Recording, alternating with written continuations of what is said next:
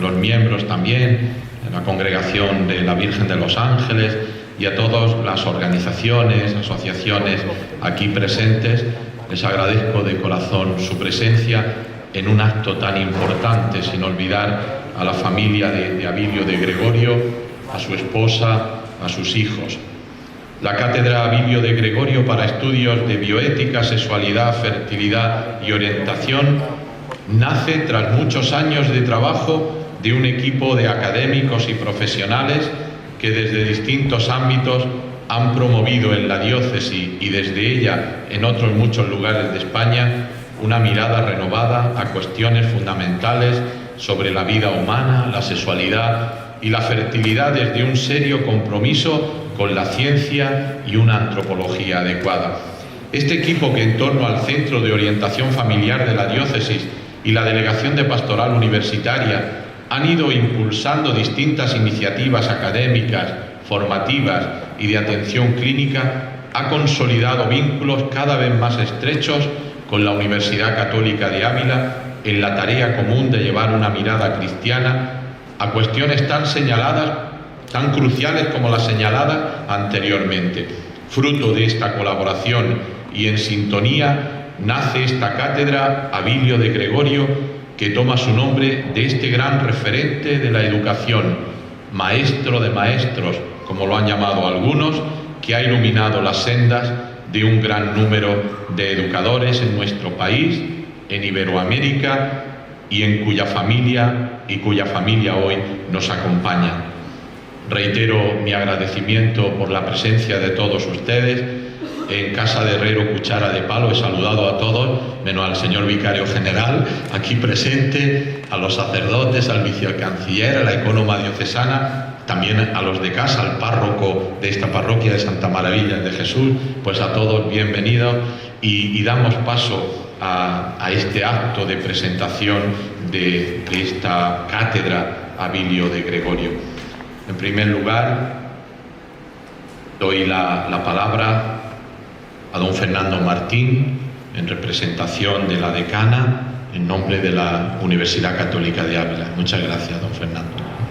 Muchas gracias, don Ginés. Encantado de estar aquí. Ella no ha podido estar, pero bueno, me transmitió un poco el deseo de expresar que la Universidad Católica de Ávila pues está realmente orgullosa de esta cátedra que iniciamos. ¿Por qué? Porque la vocación de la Universidad Católica no puede ser otra que la de contribuir de alguna manera a la difusión de la verdad y del bien, y eso es lo que va a hacer esta cátedra.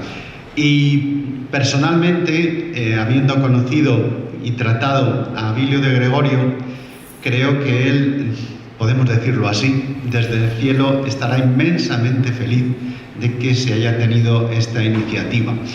Quizá uno puede pensar, era un hombre especialmente dedicado al mundo de la educación y estos temas, sobre todo de bioética, etcétera, que va a tratar la cátedra, no son directamente relacionados, pero yo creo que es al revés, todo lo contrario.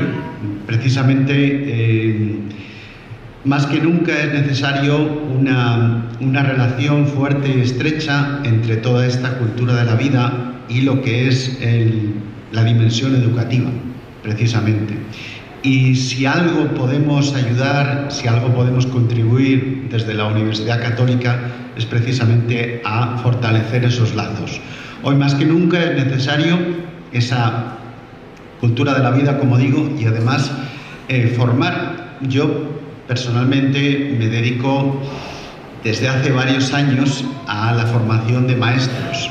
Soy coordinador del grado de educación infantil y de alguna manera, cuando conocí pues un poco la iniciativa que felizmente pues se ha puesto en marcha entre la diócesis de Getafe y la Universidad Católica de Ávila, pues me alegré muchísimo. ¿Por qué? Porque creo que ese es el camino.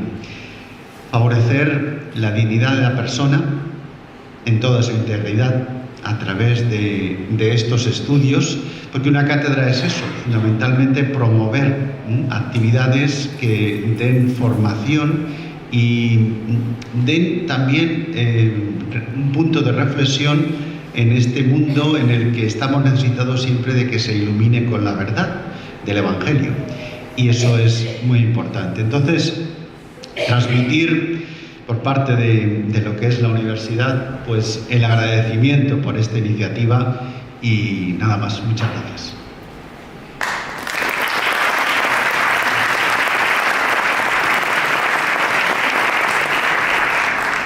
Muchas gracias, don Fernando. Y tiene la palabra ahora el director de esta cátedra, el doctor Antonio Castillo Talavera.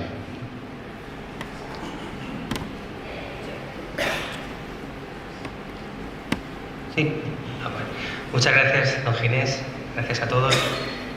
Bien, esta cátedra en realidad nace con el objetivo de ofrecer un cauce para la formación, reflexión e investigación de temas que se encuentran en la actualidad y que requieren pues, de un abordaje, digamos, sensato, sosegado y sin duda acorde al avance científico.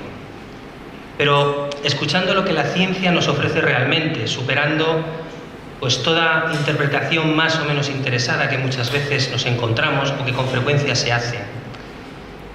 La universidad está pensada para trabajar y esclarecer lo que se desconoce, para leer los signos y síntomas que se perciben, igual que se diagnostica una enfermedad a partir de unas señales concretas que son percibidas por el clínico. Me refiero a temas de naturaleza bioética, de sexualidad, fertilidad y de metodología de acompañamiento y orientación. Sería necesario abstraerse de todo posible ruido mediático que en ocasiones se produce y esforzarse en buscar una respuesta a los interrogantes que nos surgen de verdad. La tecnología, los procedimientos clínicos, los tratamientos van a una velocidad vertiginosa que en ocasiones se nos antoja excesivamente rápida. Los hechos se suceden uno tras otro en diferentes partes del mundo y en ocasiones a la vez.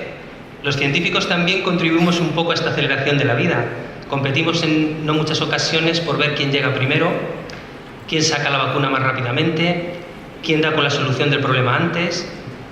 Todo esto escamotea a la investigación, al avance científico, algo fundamental: el sosiego y la reflexión, que permiten pensar en las consecuencias, en asegurarse la idoneidad o no del procedimiento concreto que ponemos en marcha y que corremos a publicar en la revista con el mayor índice de impacto posible. Qué necesario es pasar por el filtro del análisis bioético mucho de lo que hacemos. No todo lo que se puede hacer se debe hacer. Esa no es la medida. La medida es la bondad de lo que se pone en marcha. Si va a beneficiar a la humanidad o no, si beneficia al paciente, cuál es el riesgo. La cátedra está formada por una mezcla variada de profesionales. La multidisciplinariedad que queremos perseguir en la cátedra está asegurada con esto.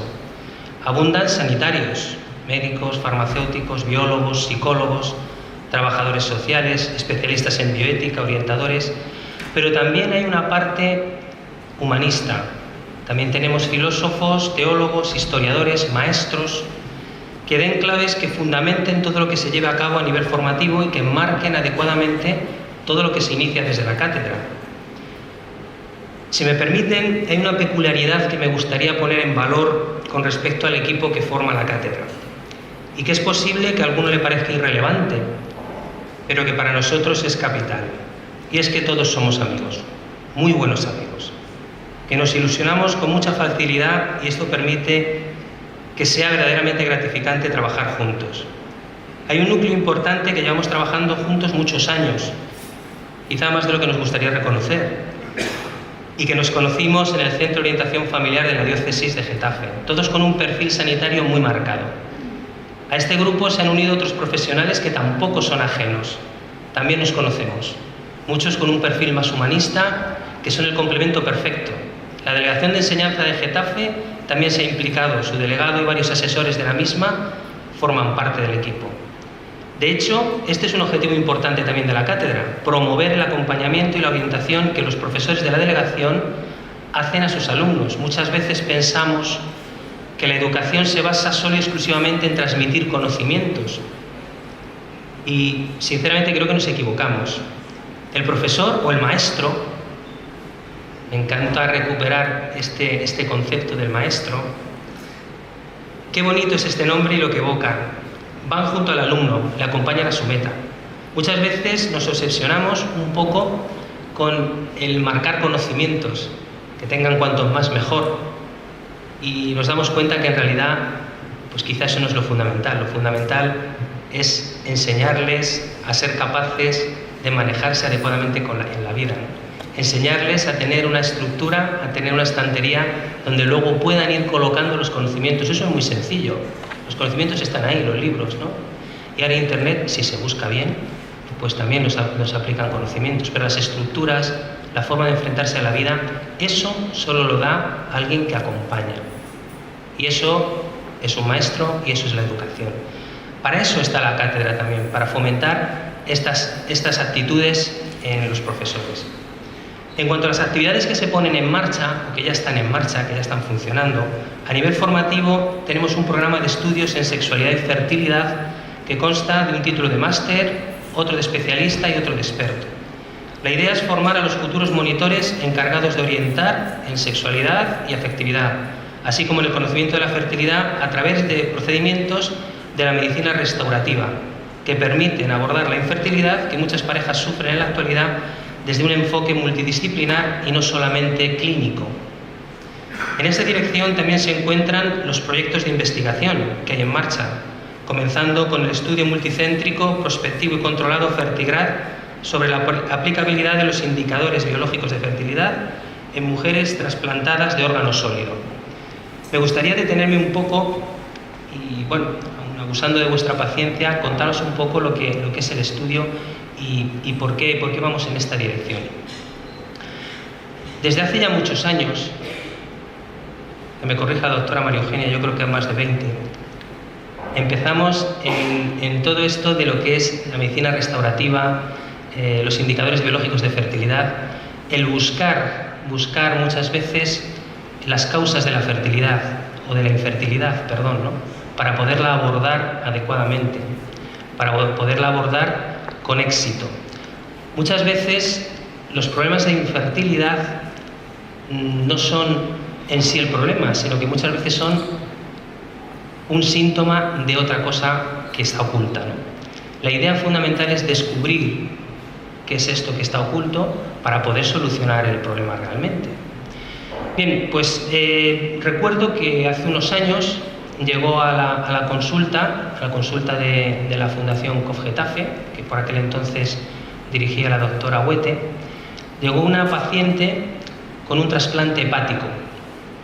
Y en el periodo post-trasplante, a las mujeres pues tienen un periodo en el cual hay una contraindicación seria de embarazo, puesto que el embarazo es alguna situación fisiológica, pero una situación fisiológica de estrés, que realmente va a generar un problema, ¿no? Un problema para la mujer y un problema incluso para el feto, puesto que los tratamientos inmunosupresores pues también tienen efectos teratógenos que habría que tener cuidado, ¿no? Entonces hay un periodo de post-trasplante pues, de contraindicación, digamos, o de no recomendación.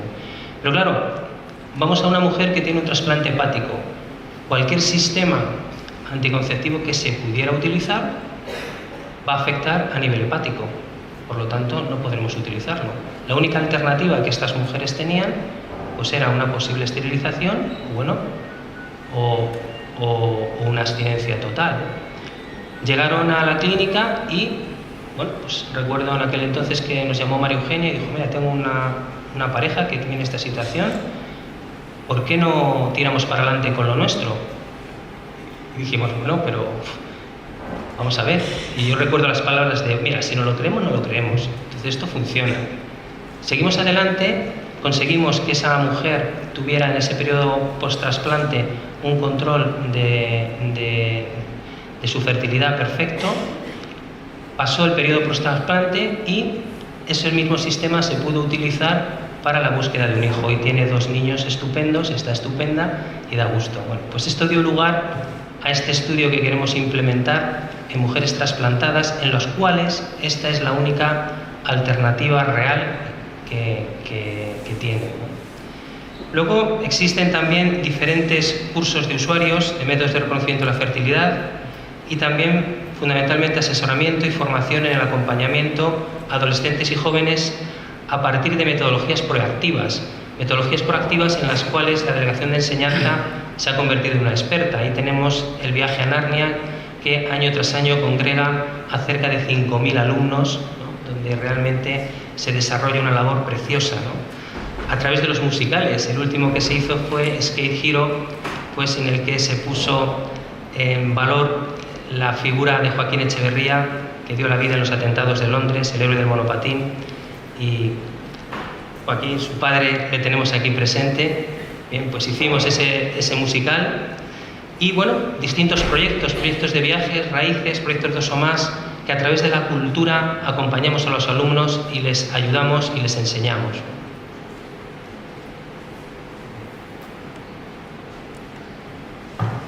Muchas gracias.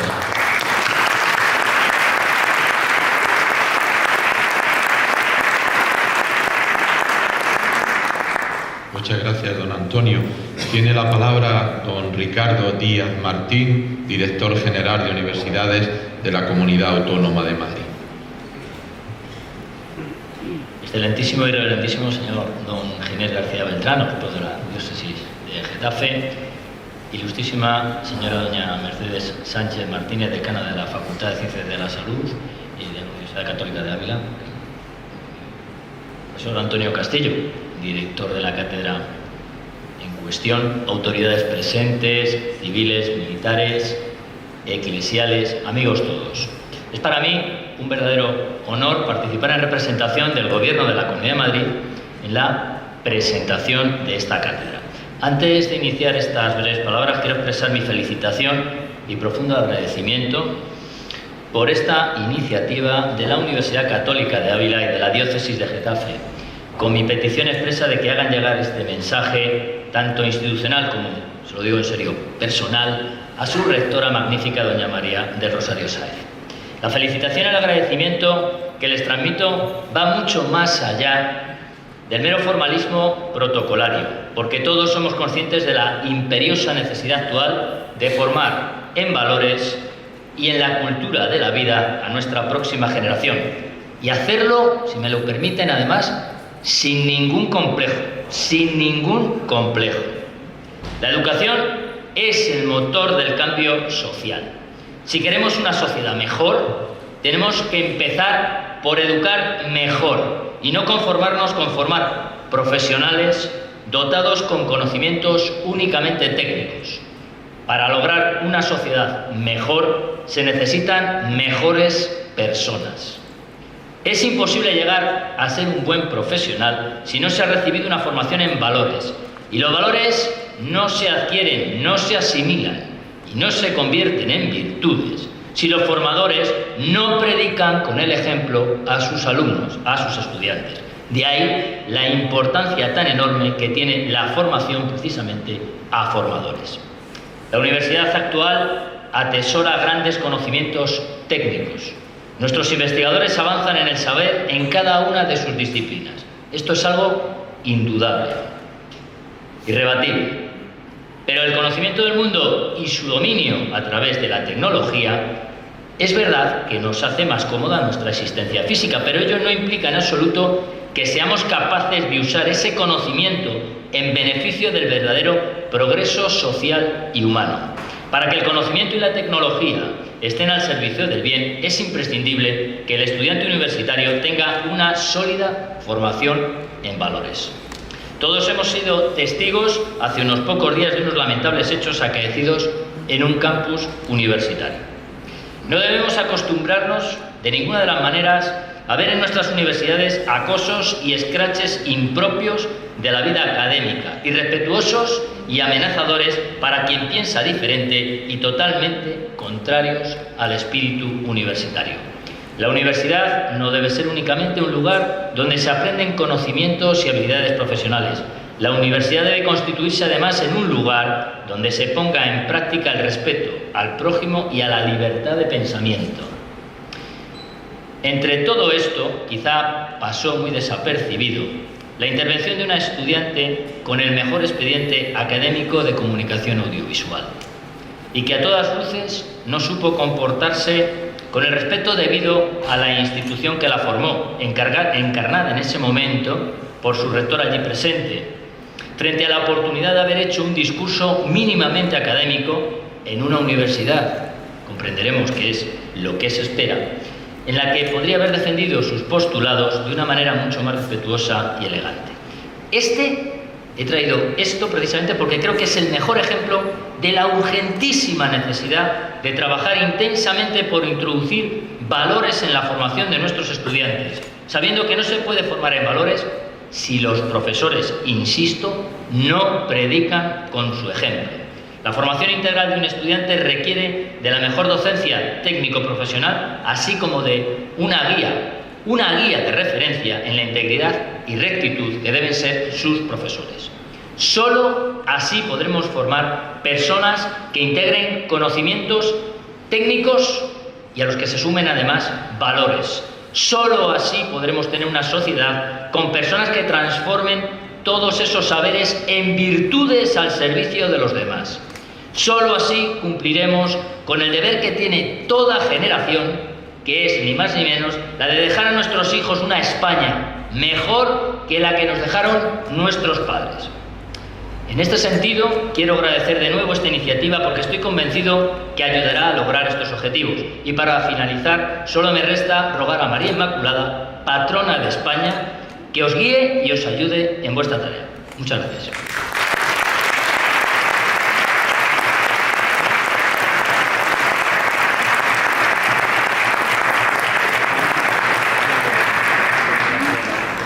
Muchas gracias, don Ricardo. Para hacer una semblanza de don Abilio de Gregorio, a cuyo nombre está consagrada esta cátedra, invitamos a don Javier Segura, delegado diocesano de enseñanza de esta diócesis. Muchas gracias, Javier.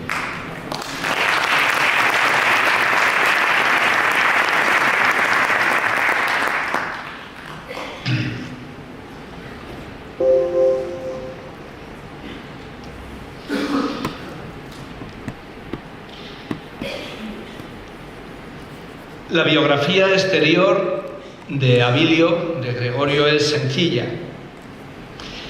Abilio nació en Barruelo, de Santullán, en Palencia, un 4 de mayo de 1943.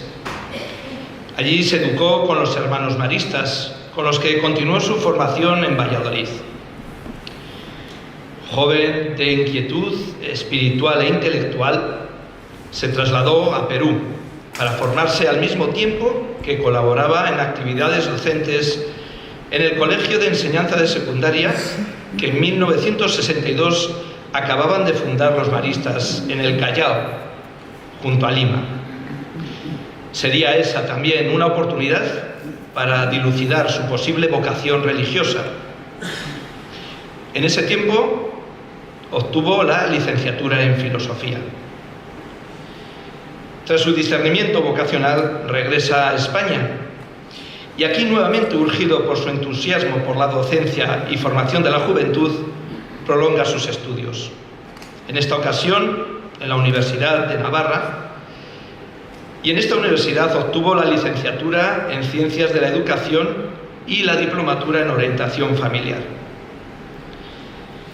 Comienza su actividad docente en 1969 en Eibar, Guipúzcoa, como profesor de lengua y literatura. Y es en Eibar, y en ese año 1969, donde conoció a Meli Merino, que hoy nos acompaña aquí, con la que se casó 2 años después y con la que tuvo 3 hijos que eran el orgullo de Abilio y de Meli.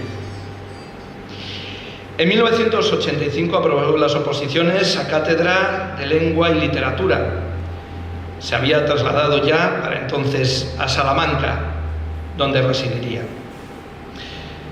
Pero dada su preparación, el ámbito de su actividad como formador rebasó ampliamente su tarea de profesor de enseñanza secundaria. Prueba de ello fue la publicación de numerosos libros sobre temas pedagógicos, como las monografías Familia y Educación, la participación de los padres en los centros educativos, Educación familiar y valores de sentido, Educación y valores, el proyecto educativo de centro en la escuela católica, Atreverse a ejercer de padres, entre otras muchas obras.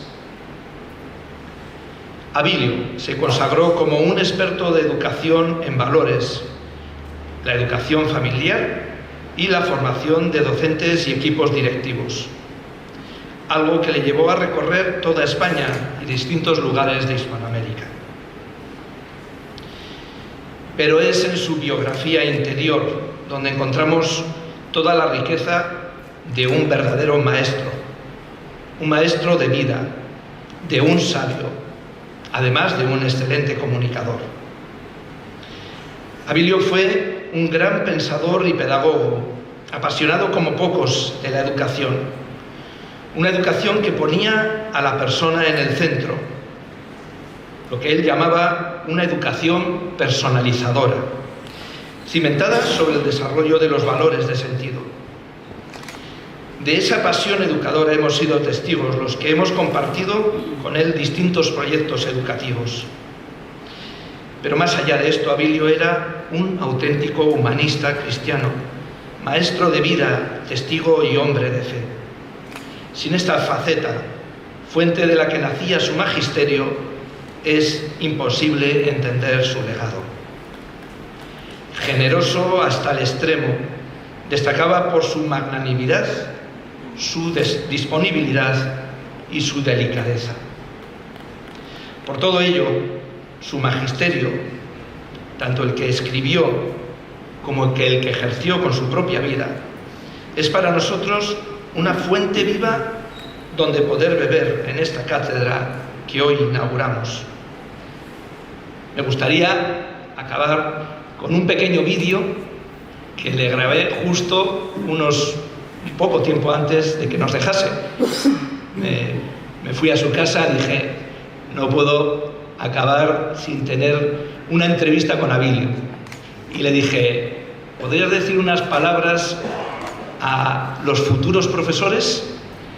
Y en 1 minuto y poco, pues resumió lo que él creía que tenía que ser la vocación del profesor.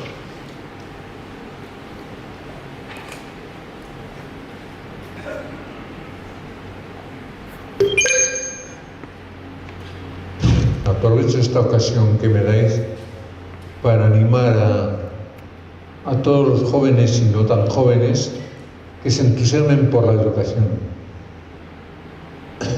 No hay profesión, digamos, más rentable ni profesión más agradecida que la de dedicarse a transmitir a otro aquello que lleva dentro. Ahora, para dedicarse a la educación yo siempre he dicho que se necesitan 2 cosas: amar lo que se enseña y amar a quien se enseña. Amar lo que se enseña, amar la materia, lo que se dice, y amar a quien se enseña. Y esto me parece que es un cometido fascinante. Los que ya estamos en el epílogo de la vida y nos encontramos de vez en cuando con alguno de los que han sido alumnos nuestros, uno de los mayores gozos es eso, encontrar que todavía tienen algunas resonancias de aquello que consciente o inconscientemente viviste con ellos en el periodo de nuestra profesión. Por lo tanto, animo a los jóvenes, sobre todo, me parece importante, y les animo sobre todo a formarse en una formación que no solamente se hace en los libros de las aulas, sino una formación que también se hace en la comunicación personal. Todo saber que no se comunica es un saber que se pudre. Entonces, lo poco que podamos saber cada uno de nosotros, ponerlo en contacto, en comunicación con cualquiera de nuestros compañeros. Y veremos que con el paso del tiempo eso nos ha enriquecido hasta hacernos un poquito más sabios.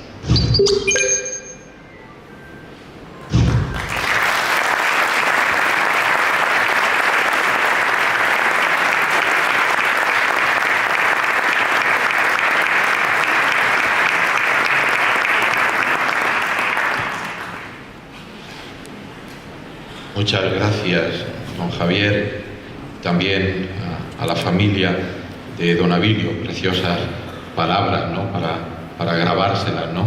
Pocas palabras, pero con mucha sustancia. Pasamos ahora a la conferencia inaugural, que estará a cargo del doctor don Pedro Antonio Pacheco Martínez, iba a decir cartagenero, médico, miembro de la Cátedra Abilio de Gregorio, director del Departamento de Bioética Clínica del Hospital Universitario Infanta Elena de Valdemoro, vocal de la Comisión de Deontología del Ilustre Colegio de Médicos de Madrid, que nos va a hablar sobre bioética y acompañamiento. Muchas gracias, doctor. Muchas gracias.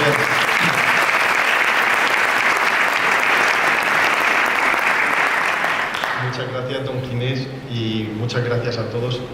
Dense por saludadas todas las autoridades y permítanme llamarles amigos, y en este momento alumnos, porque vamos a dar la primera clase de la cátedra. Así que, bueno, pues será la primera clase y no habrá primer examen, Entonces pueden estar ustedes todos muy tranquilos, que no hay que tomar apuntes ni nada de esto. Vale. La charla la clase va a tener dos partes, una introducción a lo que es la bioética y una introducción también a la relación asistencial, relación de ayuda en este caso, relación de ayuda. Parece que hablar de ética, no sé si esto se pasa. Aquí. Parece que hablar de ética es hablar de algo como etéreo, ¿no? Como hablar del humo del café. Pero no es así. Hablar de ética realmente es hablar del grano de café. Es hablar de una base, de algo que sustenta pues toda la actividad que se está haciendo, puesto que la ética, al fin y al cabo, estamos hablando de práctica, de hacer cosas. Las personas somos seres, agentes morales, actuamos, y en todas nuestras acciones pues hay una carga ética, hay una carga moral. Por lo tanto, hablar de ética es hablar de nosotros mismos, de las cosas que vamos haciendo. Pero hablaré de ética no tanto desde las perspectivas históricas o de las corrientes, sino que voy a hablar de ética desde lo mítico, desde el mito. Como ustedes saben, la ciencia ofrece explicación de muchas cosas, pero la mitología lo explica todo, ofrece explicación para todo. Así que hablaré un poquito de la ética desde lo mítico y utilizaré para ello un mito actual. No nos vamos a ir a la antigua Grecia, sino vamos a utilizar un mito actual, un cuento. Vamos a hablar de Pinocho. No hace falta que expliquemos el mito, todo el mundo sabe quién es Pinocho. Si tuviera que definir la definición que a mí me gusta de lo que es la bioética, diría que es la conciencia de la ciencia. La conciencia de la ciencia. De las ciencias biológicas, por eso lo de bioética. Podríamos decir que es el pepito grillo.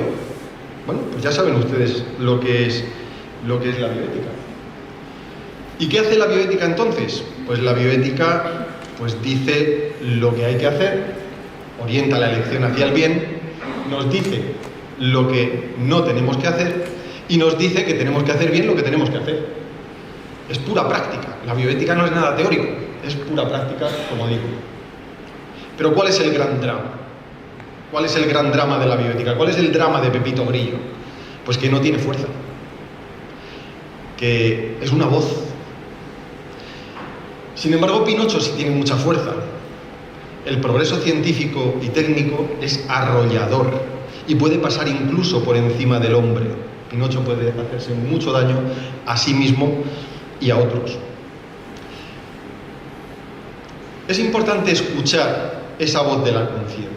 Es importante hacer las cosas bien, porque el ser humano se va construyendo en sus actos. Si nos dedicamos a robar, nos convertimos en ladrones. Si nos dedicamos a asesinar, nos convertimos en asesinos. Como decía Ortega y Gasset, el tigre no puede destigrarse, pero el humano sí puede deshumanizarse. De ahí la importancia de escuchar esa vocecilla. Por lo tanto, en cuanto a esas primeras ideas. ¿Qué es la bioética? Podríamos decir que es la conciencia de la ciencia, que nos dice, como había dicho antes el profesor Castillo, no todo lo que se puede hacer se debe hacer, y que lo que tenemos que hacer es el bien y hacerlo bien. Pero ahora, dado que estamos en Getafe, la cuna de la aviación española, alcemos el vuelo, elevémonos un poquito más y hablemos de la conciencia. Vamos a profundizar un poquito en eso de la conciencia, en eso del Pepito Grillo que he dicho antes.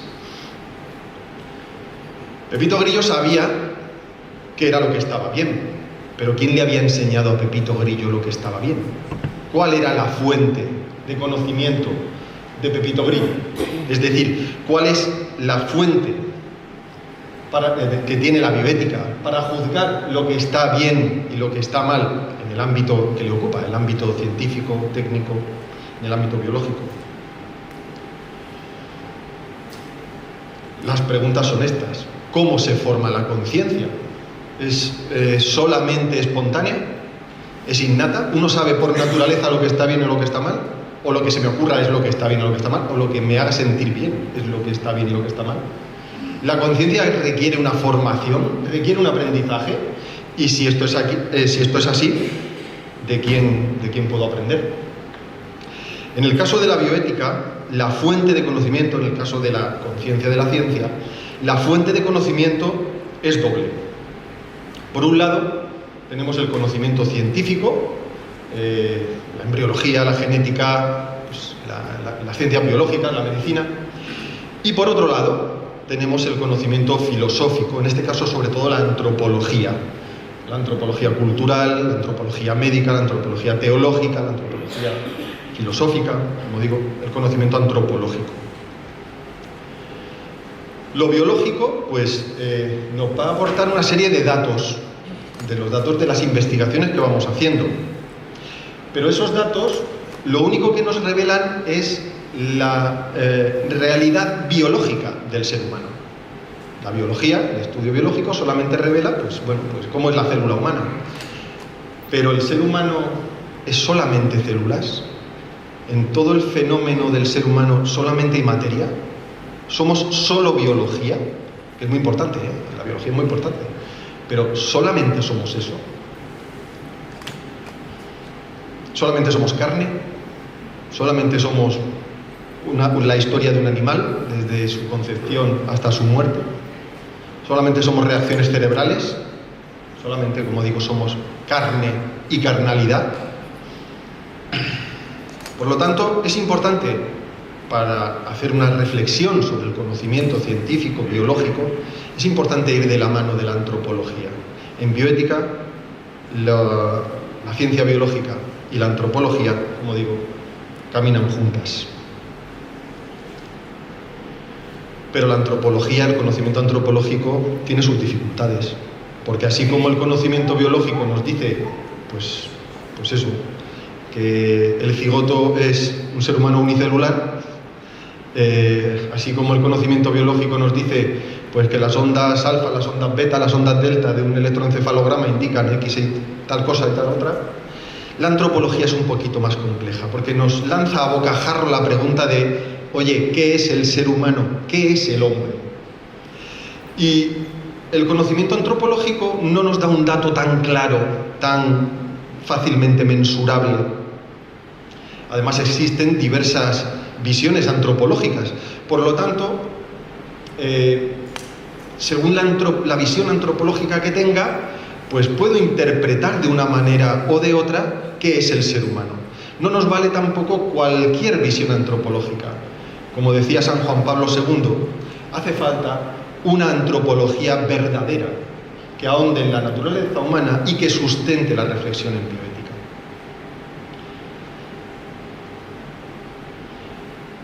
El hombre es un misterio para sí mismo, y esta reflexión no es nada fácil.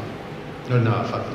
De hecho, la siguiente pregunta, pero ya no seguiríamos por esta línea, es si realmente el hombre, por sus propias fuerzas, es capaz de responder a la pregunta de qué es el hombre. O como diría la gente que se dedica a la física, los físicos, si podemos explicar el sistema solamente desde dentro del sistema. Ahí dejo la pregunta, no caerá en el examen. Vamos a pasar ahora, bueno, como introducción a la bioética yo creo que está bien. Bastante bioética hemos hablado ya. La cátedra, como saben, como ya se ha comentado, es muy amplia. Es muy amplia, son muchos los temas que tocamos. Y esta introducción a la bioética yo creo que es suficiente como para empezar a cogerle el gustillo. Un poquito más de bioética otro día. Apúntense a las actividades de la cátedra y síganos, claro. Ahora vamos a pasar a esa segunda parte que hemos dicho. La relación de ayuda, la relación asistencial. Es una relación que, aunque yo por mi formación como médico, como cirujano, yo siempre pienso en el paciente, me gustaría que no nos centráramos en el paciente, que pensemos también en la relación del orientador con la persona que es orientada, del maestro con el alumno. Me gustaría que pensáramos también en la relación del psicólogo con el paciente que tiene delante. Aunque yo alguna vez, por defecto, hable del paciente, o a lo mejor hable desde un punto de vista un poco más médico. La relación asistencial no la voy a definir, la voy a describir. Me parece que las características estas nos pueden orientar mucho. Es un tipo de relación humana, es un tipo de relación entre personas. Además es una relación profunda, en la que hay confidencias, en la que hay intimidades, que requiere una cierta continuidad. Uno tiene su médico o su maestro, requiere una cierta continuidad. De hecho, nos sienta fatal cuando nos cambian de médico en consulta, ¿verdad? Requiere, como digo, una cierta continuidad. Es una relación cooperativa, no es ir a que te echen un sermón, sino que es una relación en la cual se va cooperando en cómo vamos a ir haciendo las cosas. Es en lo que en la tradición médica hipocrática llamamos una relación de amistad médica, que no es mucho más que un contrato, es mucho más que nos hemos encontrado aquí y hablamos de estas cosas, no, sino que hay algo más, hay ese encuentro personal.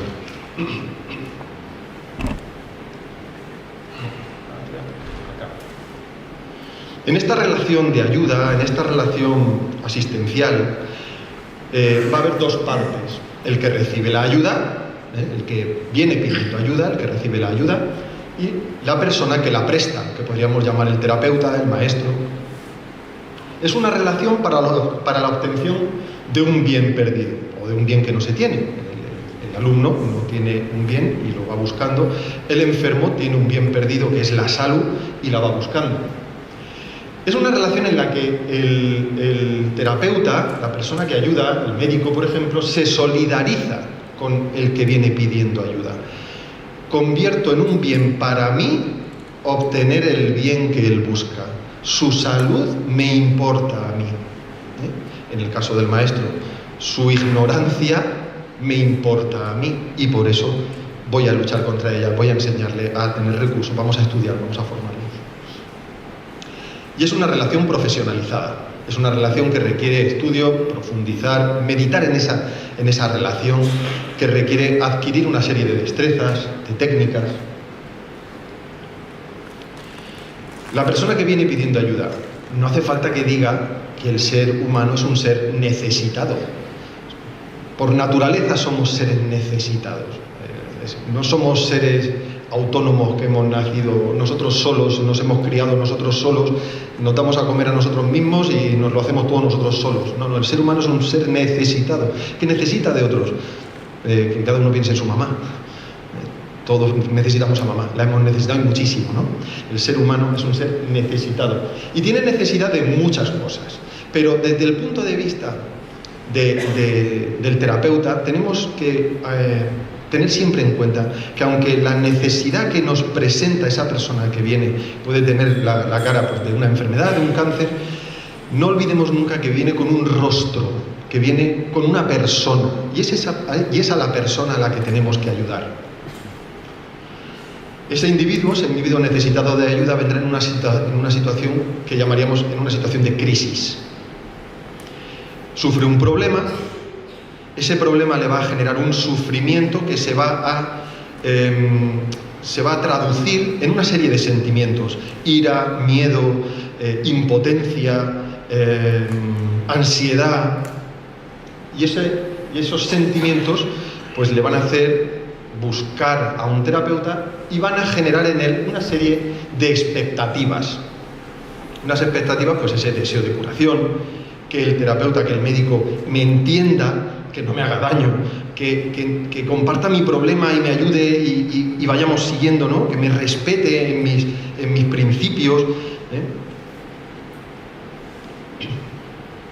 En cuanto al terapeuta, el que ayuda, como digo, es una ayuda profesional.